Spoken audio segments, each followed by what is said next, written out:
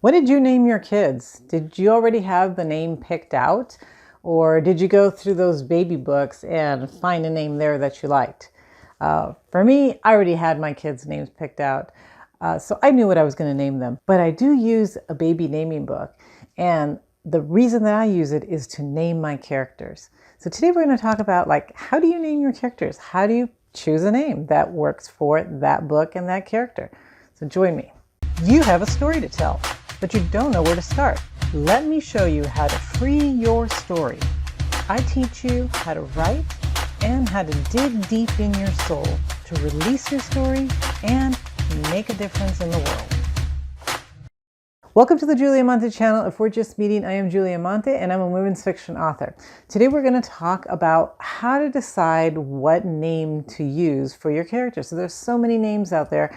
How do you pick one, and based on what? The first way to choose a name is probably pretty obvious. It's like, what name do you like? Same thing as when you're trying to name your children, right? You're saying, well, let's see, do I like this name? What name do I want to use to name my child?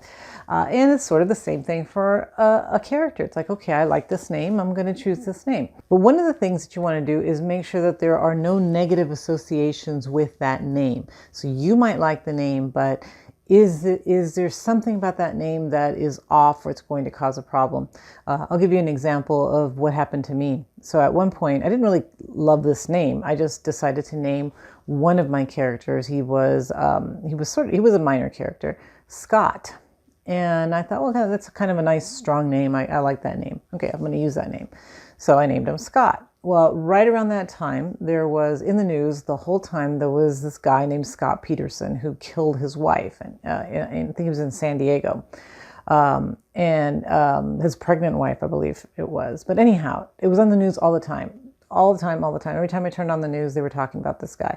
And I could no longer think of that name without associating it with this guy. Now, I knew in the future that wouldn't be true because it was going to be in the news for a little while and then it was going to be gone and then and then it would be fine. And nobody else would probably associate it. It was just me. It was just irritating me. So because it was irritating me, I decided, okay, I just can't have this guy's name be Scott. I just can't and not think of this other person. So I changed it. But sometimes there are other names that are kind of infamous for some reason, and you don't want somebody to think of that person when they're thinking of your character. So choose a name that you like, but kind of be careful if there's some kind of negative association with that name. Okay, the second thing is to make sure that the name is easy to pronounce. So a lot of times people, when they're reading, they're kind of voicing it, right? They're reading, not they're reading out loud so much, but they're trying to read it in their head. And if the name is difficult to pronounce, that might cause a problem because every time the person comes across this name, it's going to stop them from continuing to read your story. So you choose a name that is somewhat easy to read. I had, a little bit of a question with my recent book. So in This Is Then, my main character's name is Margarita. So Margarita is not a hard name to pronounce, but it's not common. It's not something that you hear all the time.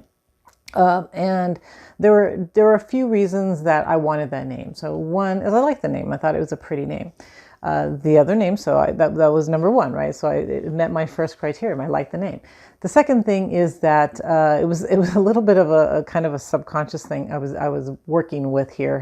Her dad was an alcoholic, and she is sort of heading in that direction in the book. She drinks a lot. And so having an alcoholic drink as a name was also interesting to me. Okay, because again, it was a pretty name. It also is an alcoholic drink, and it's also an issue in the story. So would anybody catch that? Probably not. But it didn't matter to me. I wanted it in there. So I thought, but I said, could this be a difficult name for people to pronounce? How would people pronounce it? And so I thought I should take it out. Maybe I should keep it in. Maybe I should take it out. And I went back and forth many, many times. And then finally I decided, you know what? Most people have ordered a margarita. Most people can pronounce it. I think I'm going to be okay with this. So I kept it. So hopefully it works. But it should be a name that isn't going to cause confusion, that people will know how to pronounce, because again, it just makes the reading flow better. And they always want to take that into consideration with your readers. You want the readers to be able to not get stuck on a name, but just to keep reading. Okay, the other thing that you want is to make sure that each name is distinct, meaning that you're going to have a cast of characters, right? So you're going to have all these different characters in your story, and you don't want the characters' names to be too similar, because this could cause confusion. Because not that people aren't going to be able to follow the names, but think of this, right? How do most people read?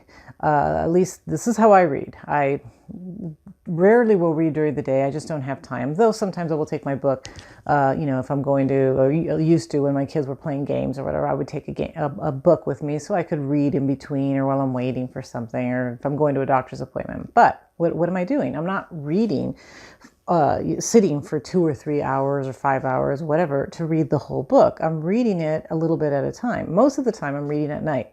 So as I go to bed, I will go and read a few chapters of a book. Well, I'm not going to read that book again until the next night. And then the next night. So if I'm not really following, or I'm kind of tired, if the names are too similar, I could end up getting confused. I could think, well, wait a minute, which character was this, and who was he married to, and what's going on? So again, I had an issue recently in one of my books. So that was written 3 years ago. This was written now. Okay. Now that was then, I had a walk-on character. So the main hero's name was Daniel. Okay, so Daniel and Grace. The Margaritas meets this guy, and his name is David. No big deal. I really at that point wasn't planning on having a story with that guy. So he's a secondary character that was there for one scene, and then he was gone. It wasn't going to be a confusion for anybody, I didn't think, right? Well, fast forward 3 years now, I'm writing This Is Now. Now this guy's name is David. David is now Margarita's love interest, and he's in many, many, many scenes. Daniel is also in many scenes because he's there too, right? He's now a secondary character, but he's also in there. David and Daniel, they don't sound the same, except that kind of they do. They both start with a D followed by an A. There's an I in the middle, right, for both of those. And it could get confusing. It could get like, wait a minute, who's married to Daniel and who's, so I ended up kind of having to play a little bit of gymnastics with the name. One of the reasons was because I couldn't actually change his name. If somebody had read the first book, they know which character he is. It would be all really weird if all of a sudden he had a different name. I had to keep David, but I didn't want to use David. So I was stuck, right? What am I going to do? So I had the main character use his last name, and it kind of worked, though it might not, right? It might have confused, and I had to bring David in every once in a while because not everybody's going to call him by his last name. The main character did. And so it did cause some confusion. So sometimes if you can read into the future what book you're going to write and make sure the characters are don't have names that are too similar, that's awesome. I wish I had done that. I would have named him something else from that beginning. And, in the future, I probably will do that. Even minor characters, don't name them a name that's too similar or that can be confused with main characters. Okay. So that's kind of a biggie that I've kind of learned just from this mess of having characters with names that are too similar. Okay, then kind of following up on that, you do want to stick with one name. So if your character has, a first name and a middle name, you want to stick with that one name as much as possible. Or if you have one person that calls, the friend calls him pal, and the grandma calls him, I don't know, something else, honey, and and then everybody's calling the character a different name. Again, that could confuse the reader. So if the character has multiple nicknames or has, stick with one. If the character's going to have a nickname, his buddies call him that, then maybe everybody should know that, and maybe other people would call him by that nickname too. So I know in my culture in Argentina, people love nicknames. They call people by their nicknames a lot. So the person will have a name, but then they will also have a nickname, but almost everybody will use that nickname. instead of everybody having their own nickname for the person. So if you're going to do that, make sure that it's very clear that the person has another name and that most people do call them by that name. So again, a lot of stuff that happens in real life, we have to be careful in fiction because we don't want to confuse the reader. We have only a few pages, where the people are getting to know this character, not a whole lifetime. So we want to stick to one name as much as possible so that the readers can follow, like, who is the character we're talking about. All right, the other kind of warning about names is using a name that's popular today. So if you have a name that everybody uses today, that it's very common, years from now it may not be, and what can happen is it can date your book. So if somebody's reading your book 10 years from now, it can seem older just because you're using a name that was popular then, right? So we think of the popular names now, like Brittany, and my daughter's name Emily.